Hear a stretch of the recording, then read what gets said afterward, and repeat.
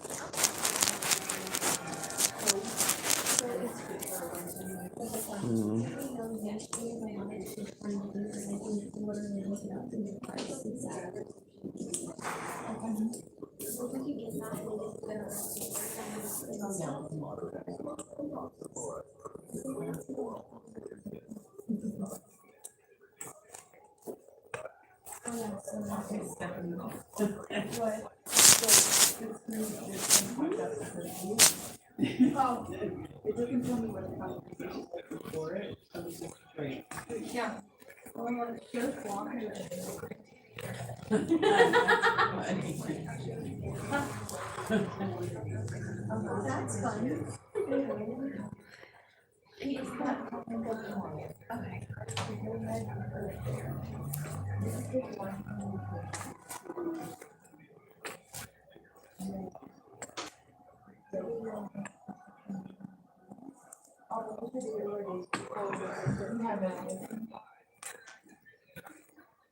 The only reason I asked, I cannot spell that. Yeah.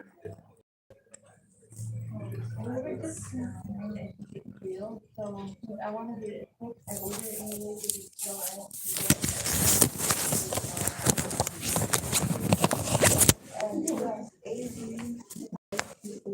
in that one? Yeah. I just realized I can't eat this with a mask on. You know they're not required. Oh, okay. Well, then why do I keep putting them on? I'm prettier without it. All right, maybe I'm prettier with it, but don't tell my mother that.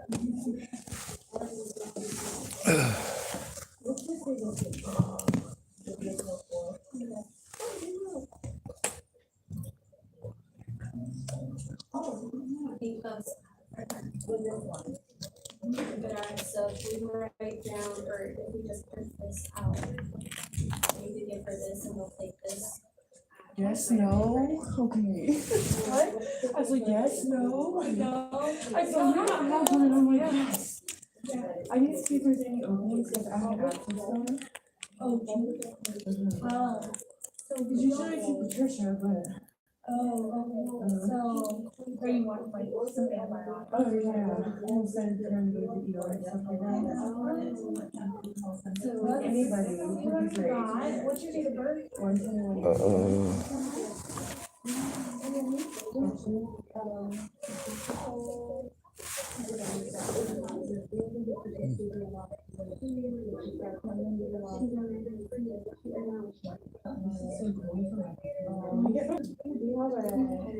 It's like a couple of weeks ago, started, I got to the just month. yeah, the Friday, but it started on Monday, and the Friday was like, I read too, yeah.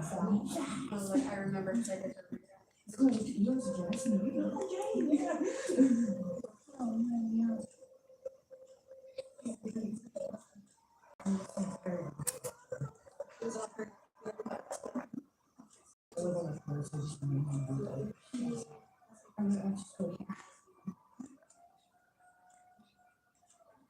So we probably should do a hospital.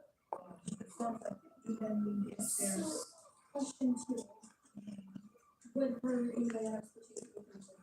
oh, okay, so you have something there. It's sometimes in the, it's more like this. That was under.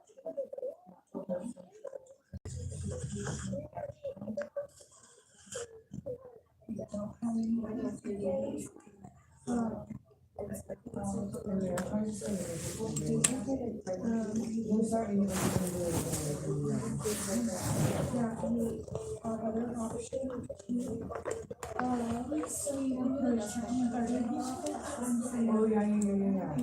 Yeah, go there, yeah. Okay, thank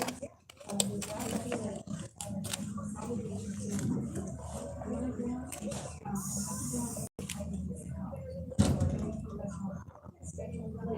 didn't want like something more like patient monitoring, but prescribe in-house and like a little bit.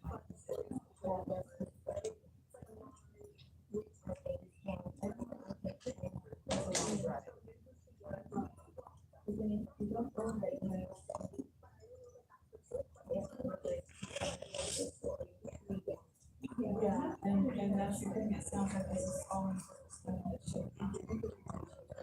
We can do that.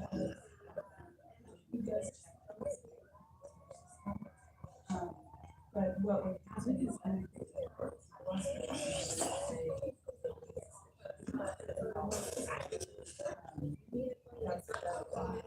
Most of the time, I either use it with you guys want to just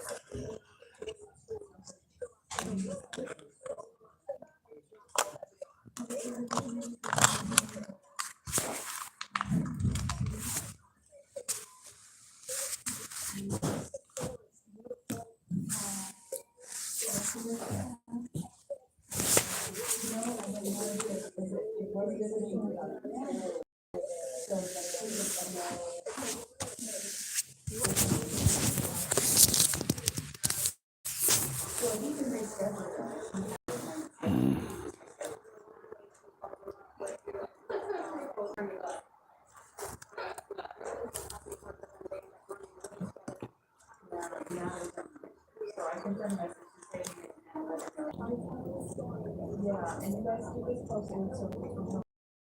But we don't know the name of the agent. But Downey has such a off-street forest green.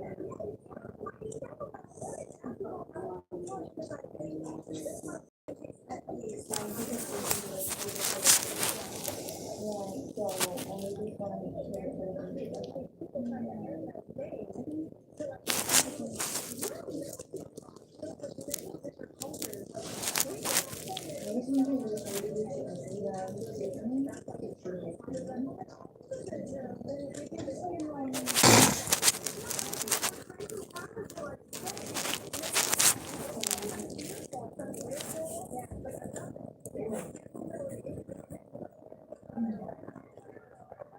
We have not really bought them.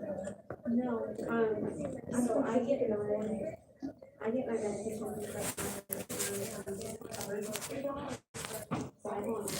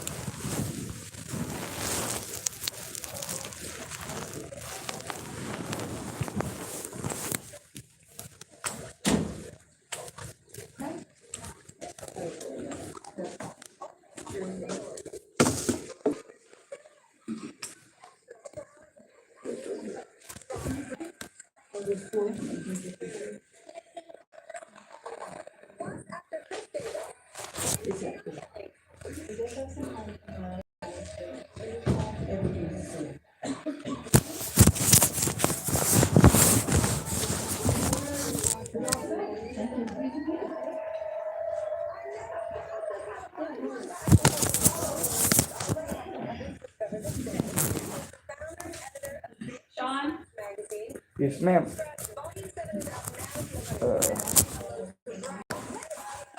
I got too much stuff in my pockets. Hello. We're gonna go this way? Yes, ma'am. No, I was out for 3 weeks, I believe. Huh? She said she was gonna be out for 3 weeks. 4. Yeah. Right in here. Thank you, ma'am. You're welcome. Should I sit here or there? Either one. All right. I had a guy who was gonna come with me today, and also a friend who was gonna try to call me on the phone, so I wouldn't have to come in alone again. I used to work with the homeless, and now I'm having an issue with being stuck homeless and people not understanding what that means. I keep getting sent to mental health places to turn in stuff to the police, and because of my disabilities, I'm supposed to have an advocate to assist me with that. I haven't had one.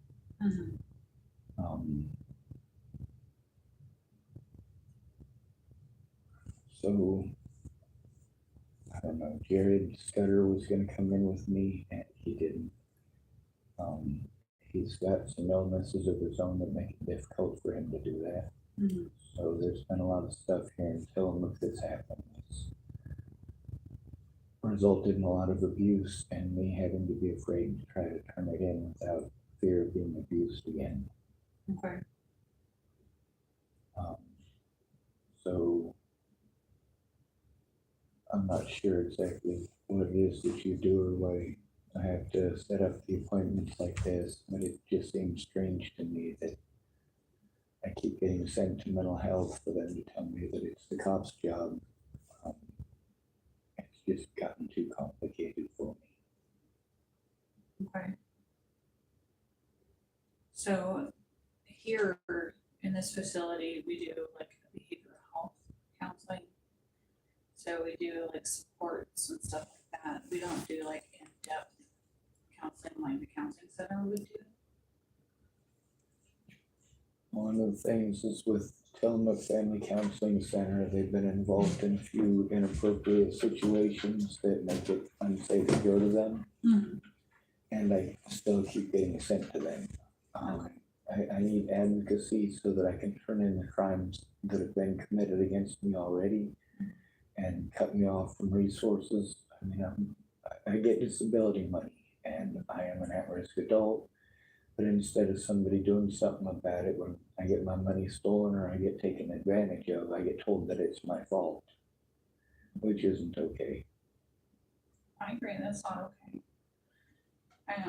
Have you ever gone down to the senior disabilities office? Yes, and one of the problem is that they don't take it seriously like they're supposed to. Like the thing is that they're supposed to have a caseworker and a police officer both be there at the same time, and that's not been the case since I got to Oregon.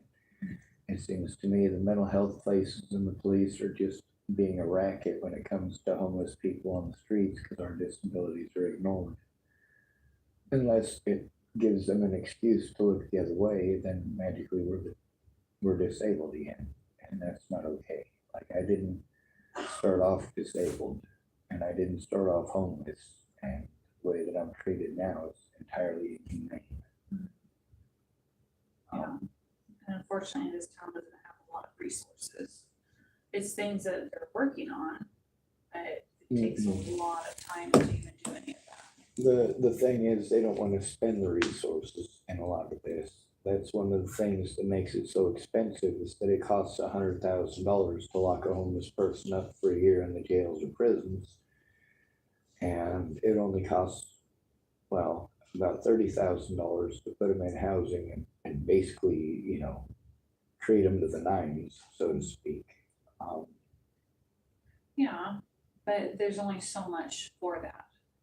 That's right. We have plenty of money apportioned to victimizing the victims, but none of it to actually helping out the victims. I had housing and... Okay, but I actually have patients that have been housed And I was victimized when I was in housing too, and I'm on the streets and am being victimized. And I am sorry for that. But there's only so much funding. Well, that's the problems that with the funding and where it's getting spent. It shouldn't be being spent to have somebody who's being victimized going to housing over and over and over again. When there's supposed to be, you know, all these agencies I'm getting sent to, including this one I was sent to because they're supposed to have some sort of advocacy and outreach. And it seems to me that the advocacy and outreach that they have in this town is for me to send me around to the other places in this town. And each one of them wants me to fill out paperwork so they can send it into the United States government and get their tax dollars out of it, but they're not doing anything useful. And for those of us out here on the streets, like, we're exceptionally vulnerable, and the police don't look at us as human beings. And then there's people like me, like I don't have anywhere safe to go now. I've jumped through all of the hoops, through all the services. My disability money is only $800 a month, and most of my money goes to my vehicle. And then I get sent to places like this that are supposed to help, but then here I gotta wait until I can make an appointment in order to explain to somebody something that's going on, where they're just gonna interrupt me and tell me that they can, or there's no funding. And the fact is, the funding is there, it's just not being spent or utilized in the right way. We're going to the appointments that we're told to. We're told that these are all free services. They're not free. Taxpayers are paying for us to go here, and we're having to pay for the travel to go to and from, plus the time and hours. And for somebody like me who's got different disabilities, like, it's not easy for me. One thing is, people don't understand the difference between autism and mental retardation. And then a lot of people don't understand the difference between high functioning autism and mental retardation. And a lot of people just want to throw it in as mentally ill. And out of the over 500 diagnoses in the DSM-5, not a single one of them is mentally ill. It's not a diagnosis. So when somebody has a diagnosis, like me, I've got a diagnosis of Tourette syndrome. I got a diagnosis of Asperger's, although now it's high functioning autism. I got a diagnosis of post-traumatic stress disorder. I also have, all the different paperwork that I keep getting from all over the place. Now they make clerical errors all the time. This is from November of last year here in Tillamook. But they gave me the abuse and neglect, but they gave it to me for the elderly and disabled. Now I'm supposed to go to my friends and family with this, and we're supposed to follow the proper guidelines. But how can we follow the proper guidelines if, number one, they're sending me to places that I've already been that tell me it's not their job, like Tillamook Family Counseling, and I have to go in alone. I mean, the first thing that it says on my paperwork as far as when this goes on is like just the preventative stuff. Even it says you're a friend or family member. It addresses friends and family members first. For me, my friends and family think that all these places that I'm going to are supposed to be mandated reporters who help people turn in abuse. And for them, not understanding that, they're not going to do that. Everybody's going to say it's not their job unless a friend or family member cares. You get to see, yet again, I'm here alone. My friend who was going to call with me is not on the phone, and Jared Scudder is obviously not here because he wasn't able to make it, and that puts me in an even more unsafe situation. I can't just stay here in a town where I'm not welcome and not liked. I have to sleep in parking lots in my car. I live in unsafe conditions. I can't physically take care of myself. I can't financially take care of myself. And I'm victimized often because of it. It's just assumed that I'm a druggie because I'm homeless. I was made homeless because of victimization, not because of drugs. And although most of my friends and most of my acquaintances are either alcoholics or drug addicts, I don't do drugs, and I haven't drank alcohol since 2001. So obviously I'm not running around to all these different counseling places for them to tell me to go to another counseling place, to tell me to go to another counseling place, to tell me to call another counseling place. I'm not going to any of these places for counseling. I'm coming to these places because they're supposed to be mandated reporters, and that's who I'm sent to. And if I don't go to the places that I'm sent to and make the effort there, then I get told that I didn't try. And then if, of course, I'm told that I didn't try, it means that they're saying that in court, pretending that I didn't try to turn any of the crimes against me. I do, over and over again. I get blown off by police. I go to my friends and family like the instructions say to do. I mean, I remember the instructions from being a little kid in the system. I remember the instructions from McGruff about bullying. I remember the stuff that we were taught in school about it. I followed all the instructions, but I have to deal with sexism. I'm a male, I don't have a house. So it's okay to harm me at any point in time, and anybody that I'm sent to that's supposed to help is gonna tell me, it's not our job, it's not our job. Did you try talking to? And then they look up phone numbers and send you around in circles. And I have literally been to every service in this town. Meanwhile, I didn't want to get stuck in this town. I was coming through here trying to find a safe place where I could actually sit down with my stuff, go through evidence, and turn in child molesters and rapists, which is another thing I'm supposed to come to you guys about. There's evidence that I got to try to turn in. I don't have a place to go through it. My physical disabilities don't make it so that I'm even able to carry my stuff in and out of the library every day. And there's also the fact the library isn't open every day. There's also the fact that people here in Tillamook, like much of the United States, once they start having financial issues, they start going out and taking it out on people who can't defend themselves. Meanwhile, all this is over my best friend getting her brains blown out in Colorado, and it becoming a popular thing on the internet. So I've gone through 7 years of threats and harassment, intimidation, assaults, being forced into homelessness, my disability money being victimized out of me. Meanwhile, I'm sent to mental health after mental health after mental health after mental health, and multiple of those places that I've been sent to have been closed down. Then there's the places that I've gone to where I'm supposed to try to turn in my predators literally to my predators. For example, I needed to turn in Scott DaCosta. By law, I was supposed to turn in Scott DaCosta to Nebraska State Patrol. I needed a friend or family member to do it with me, or I get blown off. Same as here. Same as Tillamook Family Counseling Center. Everybody says it's someone else's job. It is obviously someone's job, because people get arrested for doing the things that were done to me often. That includes police officers, and that also includes police officers who did those things to me.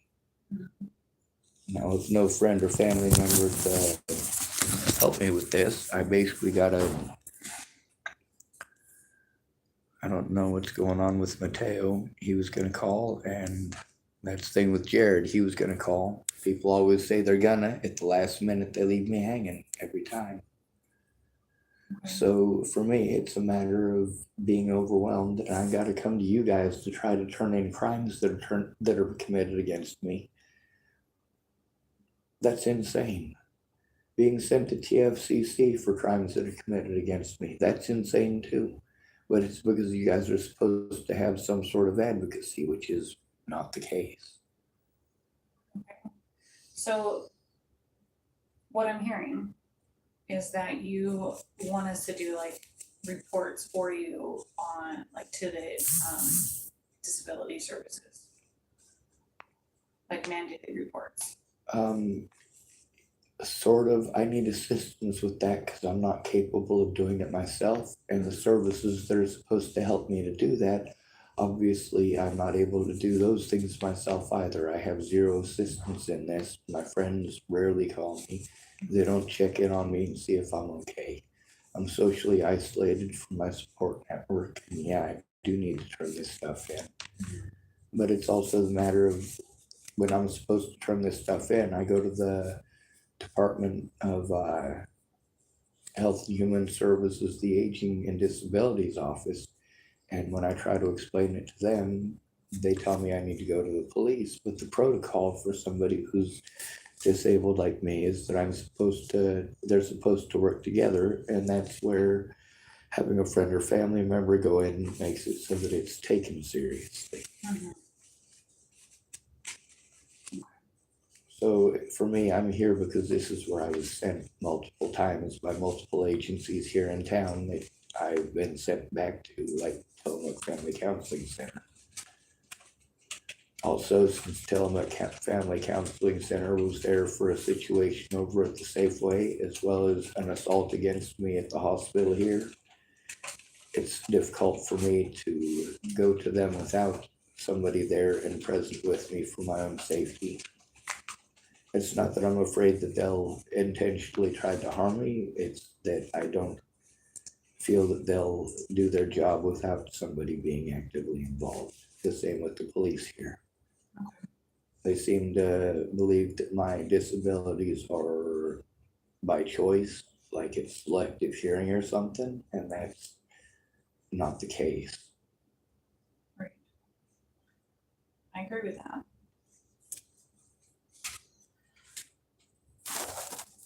Okay.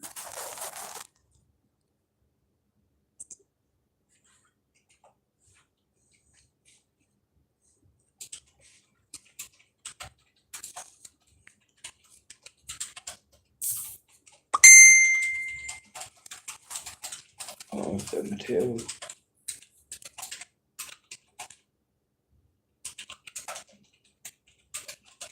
No, it's not Mateo. Sorry about that. He's in North Carolina, so. I'm just putting a couple of things together. So we have some people that they're through your insurance and they work with us. The Columbia place? Mhm. Isn't that what it's called? Yeah, Something the Columbia? Columbia Pacific Insurance, yeah. Yeah, and the place that they sent me to, it looks like a house. I couldn't find it, but I can try it again. No, so what these people are, I do a referral with them and I let them know what's going on and what you need. And they can look for resources in our area to see if we can find help outside of our town. Yes, ma'am. One of the things I'm having an issue with now is that I've run around to all these resources so many times that all of my money gets eaten up in gas and running around to appointments, and also the time. No, Because of several of the issues with me being threatened, harassed, and assaulted at the churches, it's become unsafe for me to go to almost any of the resources here in town. So I stay down by Yeah. Fred Meyer's. That comes down to 3 people who are not nice, but that's really all it takes when people are kind of nonchalant about abuse. so these individuals will actually call you and talk to you about what you're needing and things like that to see if there's anything that we can get to you. So it wouldn't be like you running around town and trying to do things yourself. So they assist you to do the things that you need. Yes, ma'am. One of the other thing is some days I can't stand up, like literally I'll have to sit in my car all day. I can carry my backpack some days, like yesterday I didn't get out of my vehicle so that I wouldn't end up being stuck in my vehicle hoping I can walk in here today. Okay. Most days it's not that bad, only if I overexert myself. So a lot of the stuff I'm told I have to do is on the internet, and I'm no good with that, and that's what my friend Mateo is going to help to explain. Also, when I'm not scared all the time, I don't talk like this. I do what's called chameleon. I can play a really good neurotypical, just not when I'm really scared. Also, I tend to, as men, we're not really paid attention to unless we're screaming. So when I tried everything else that I'm supposed to do, and people weren't understanding that I'm supposed to have a friend or family member go through it with me, it ended up at the point where I was screaming at the top of my lungs at them like, hey, people are hurting me. Why won't you listen? Right. Some of them, like Mateo, he understands the dynamics because he worked through two of the same services that I did with the homeless in Boulder. He's also been homeless himself, and obviously I'm homeless.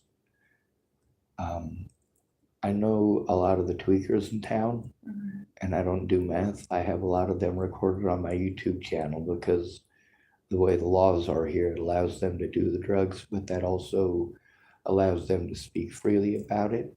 But also, as somebody who can't defend myself anymore and did grow up with family that were on drugs and then on the streets, and through all of it, I steered clear of it.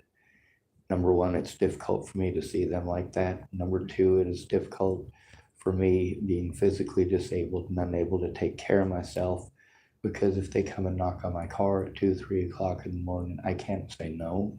I have to be afraid to. I have to be afraid of the volatility of it. And a lot of people don't understand that. It's different seeing the guy scream from, 50 yards off on the street corner.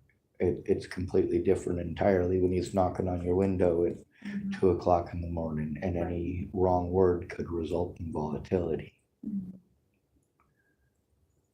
Yeah. Also, I'm not sure if you noticed, I've been doing breathing exercises. The monotone voice thing is actually from when I had to learn how to not stutter. That's why I say and a lot, and I try to explain things in a monotone that's straightforward. So if it bugs you or it's something that's difficult for you to listen to in that way, I do practice different manners of speech. Like I do practice the radio speech. For if you're speaking on radio, you want people to understand what it is that you are saying. But also because there are different structures of speech that people understand or listen to better, I do try to understand what those are and utilize those to the best of my abilities. The problem is people most often respond to verbal abuse. That's when they take something seriously.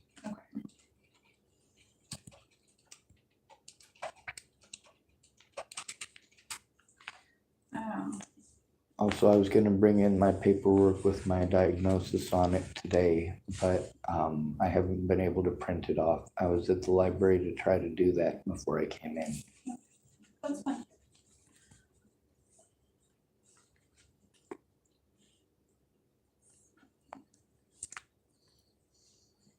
I do suffer from long-term abuse, and also I know you guys asked me the last time, but I wanted to make sure that you guys were aware that medications don't generally work right in my system, and Haldol is always a bad idea.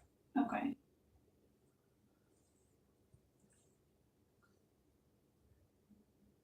I also do get more human the more I talk, or the more I get to know somebody. So if I'm aloof right now, that all comes down to me not really knowing you and just trying to trust you even though I don't know you. That's fine. I understand that. Let's see. Just trying to read what Chanel has as well.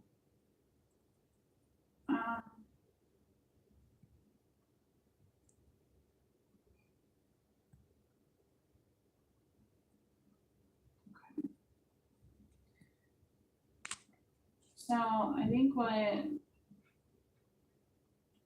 gonna try to do is see what we can figure out with these coordinators and see if there's anything else that we can reach to and get. And then talk about trying to get you additional support and getting you some type of housing. Yes, and possibly like a caregiver of some sort to at least get you around. And that's one of the things that I was supposed to have all the way back in 2017 was a caregiver, and they told me that I was supposed to have a guardian and an advocate since I didn't have friends or family that were going to take the role. Okay. But then I was never able to finish the developmental disability paperwork that needed to get finished because my caseworker Tamara quit. But the advocate is supposed to be for helping me to turn in crimes that are committed against me, and my guardian is supposed to be the one that make sure that my paperwork and stuff is done properly and that I'm able to take care of myself with the most independence that I can have given my disabilities. But I never had a guardian or an advocate. I had two ladies that got a hold of me because of Natalie Bollinger dying and it being as big as it was on the internet. They were pretending to be autism advocates, and that was very scary for me because I didn't know if people who were reaching out to me really had my best interest at heart or not. And being forced onto the streets and having to do it all through my phone, it became a situation where it was, I guess the best way to say it is you should probably look up the name Natalie Bollinger. You'll see my face next to it. I was painted as some sort of monster, and there's a lot of sites that keep being made about Natalie, and they all try to paint me as a stalker. The problem is I was the one stalked. I was just blown off by all the services. Was Natalie what? Natalie Bollinger, Bollinger. Okay.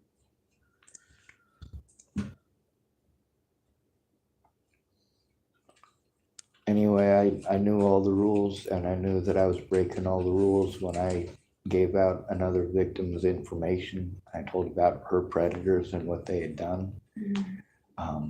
And that was because I was being harmed as if I was one of her predators. So when I told on them, 2 weeks later, she got shot in the head. 3 weeks later, she got shot in the head. So that resulted in me being separated and isolated from my friends and family, and that's how it's been ever since. So she's the one that, was she the advocate for you though? No, Natalie was going to try to advocate for me back in 2016, but Okay. because of complications with her family and their drug addiction, I ended up leaving there and going home to Boulder. But her sister had spread rumors that I had stalked Natalie to Boulder and that I had threatened to kill her and her family, which was BS. And so when I got back to Boulder, which is where I knew them from, I automatically had a bunch of people telling me, well, I heard this and I heard that. And I'm sure you know how the game telephone goes. Yeah. It starts off with, I heard you stalked somebody, and by the end of it, you're a serial killer, I guess. But also I've been involved real heavy with the homeless community in Boulder, Colorado since 2003. I was heavily involved in the blankets and in assisting people into getting into housing there, starting in 2011 or 2012. A lot of this stuff I'd be able to do in another state, but the problem is I don't have the computer information. And a lot of the stuff that I'm able to do comes from growing up in the system, not from having numbers or letters after my name. Right. Yeah. Well, a lot of things are from experience, right? Yes, ma'am. For me, the way I speak right now, this is the way that men generally communicate during a situation of abuse. Just I've had to learn to tone it down and be quieter about it. And for the most part, I've noticed that although yelling is actually the only thing that gets people to take it seriously, they take it seriously in the wrong direction. It's like when you're bullied to the point that you want your life to end. Nobody focuses on the fact that you're being bullied to that point. They just want to lock you up because your life is crap. Because you said that you want your life to end, and then it's suicidal ideation. Well, it's not. It's a trauma response. It's like girls cutting on their arms. That's not because dad was molesting him, although he did. That cutting is specifically from her going to her trusted adult or friend and that person blowing them off. That's not to say I didn't meet the girl who had a big old crush on somebody and couldn't take no for an answer cutter. Those exist too. It's just they're extremely rare by comparison. Yeah. That's the way of dealing with the pain. For us, we just talk nonstop or we shut up until we blow up. That's the only two things we're taught that we're allowed to do. pretty much any other emotion expressed in front of society is downed upon or treated as if it's a weakness, and we can't be having masculine weakness in this world, because that's, I don't know what the popular hateful term is today. We're trying to change that. We Yes, are ma'am. trying to change that. Because it's not okay. Men have feelings too. Okay. One of the things that I was working with in Nebraska, I had, the first time around, I had a very good caseworker. Her name was Tamara, and she was excellent, but she quit her job because her son's autistic, and she realized what he's really going to have to deal with as an adult. So she quit to prepare him for it. But my therapist at the time was Nicole Peralta, and she basically just tried to push everything onto Tamara. That's why Tamara quit.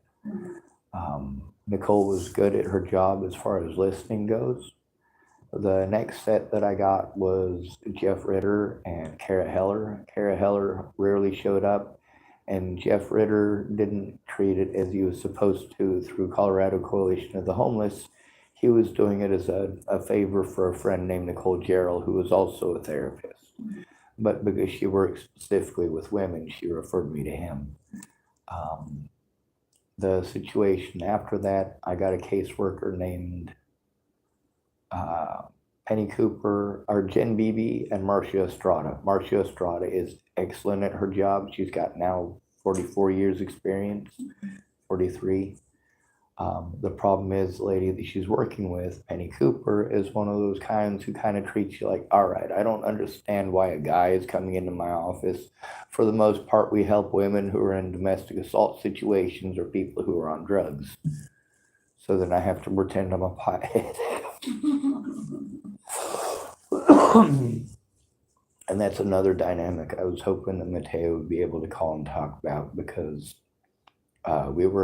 both of us worked through an outreach there that no longer exists, as well as working through a place called BOHO, which is Boulder Homeless Overflow. And he also worked with the Path to Home program.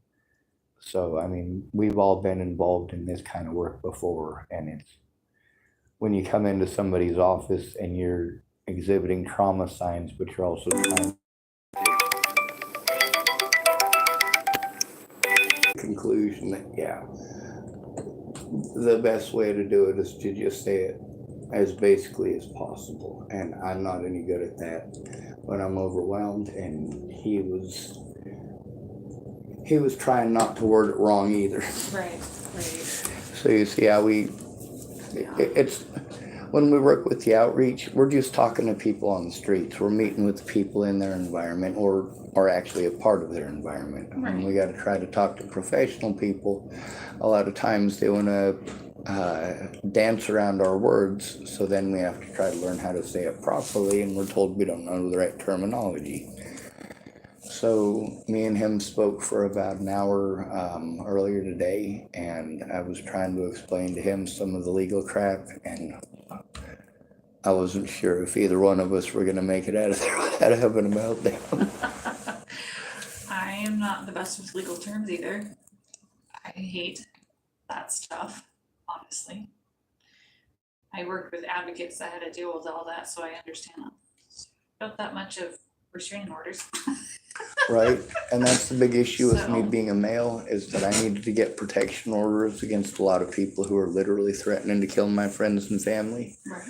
But Natalie was on drugs because I went through the outreach. I helped out people like her. The problem is that she's not the one that went spreading all the evil rumors. She Right. just pretended that I stalked her to Virginia because she was embarrassed.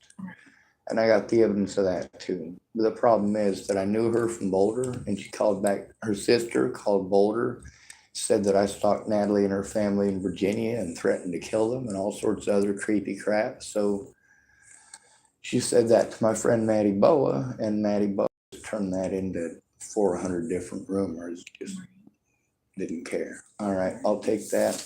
I'm sorry about all the yak and my yaw. That's okay. Okay, so I will get this put together and sent over. okay? Okay. And then I usually hear from them within like 24 to 48 hours. They're pretty quick. All right. The last few times they've sent me to Tillamook Family Counseling Center, and that's they one of won't the do places that. I'm trying to turn in, so. They won't do that. All right. Cause that's something I'll let them know that you don't wanna go there, things like that, so. All right. Well, there's a safety issue with me going there. Also, this is one of the papers that I got there. It does explain the route that I'm supposed to take, including the friends or family member thing. And this is what I was taught as a kid too, so it's not anything new to me now. It's, some of the protocols are a little different. But it usually goes, you ask your bully to stop. They're really not going to, but you're supposed to anyway. Then you're supposed to go to your friends and family or a trusted adult. And usually for McGruff, it was go to friends and family, and if that doesn't work, you go to a trusted adult. But the way that we were taught in the system is we're supposed to go to our trusted adult with a friend or family member. So I wasn't sure if you needed copies of these or not. No, that's okay. All right. And I don't mind you coming in with Jeff, you to talk about things either. All right. I can do reports on what you tell me. That's okay. All right, because a lot of people, they tell me they can't. I still have over a dozen crimes in this town that have been committed that I got to be able to turn in. But I do have to be afraid to go to the police alone because they will blow me off. Right. I don't mean like, but Yeah, I mean I know what you like, mean. Yeah. Okay. thank you, Miss Esther. You're very welcome. I'll get out of here. Yes, ma'am.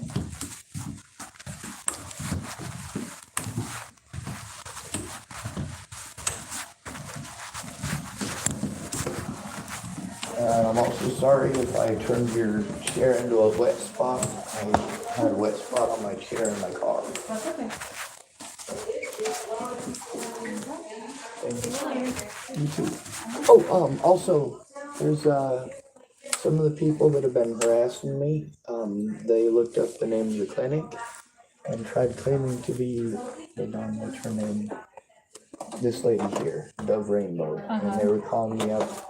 The lady who was running the counter said that it wasn't her, and she took the number, and that was the last time I was here. So Okay, just figured I'd let you know that that's one of the issues I'm having. okay, okay.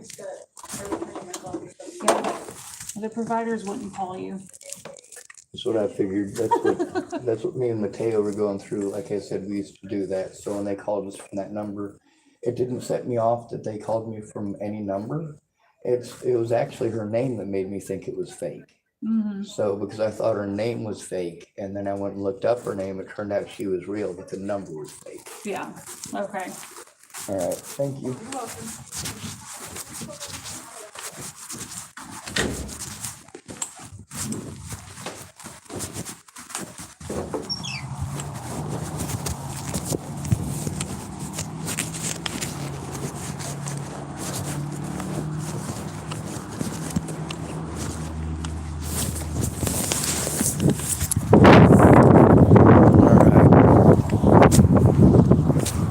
Well, I guess back down to the parking lots. It is 4:28. I think it's a bit late to go to the library. I'm gonna have to check though. I think usually the library closes at what, 6 o'clock, 7 o'clock? Depending on where you're at. Small town, it might close earlier. Alright. There's a part in the middle of this where you probably can't hear anything that's going on. That's because me and my friend Mateo were having a conversation. And it was with the lady who was in there. Now, she's going to try to call a different place that's not Tillamook Family Counseling Center. With Mateo calling, she did kind of hopefully understand the safety issues, and obviously I do know my stuff, but I haven't been brushed up on a lot of it recently, or some of it being I'm in a different state. I'm not brushed up on exactly what's specifically required here. What I am brushed up on is what is specifically told to me is required. Obviously, a lot of the people here who are caseworkers have spoken about how much the system sucks.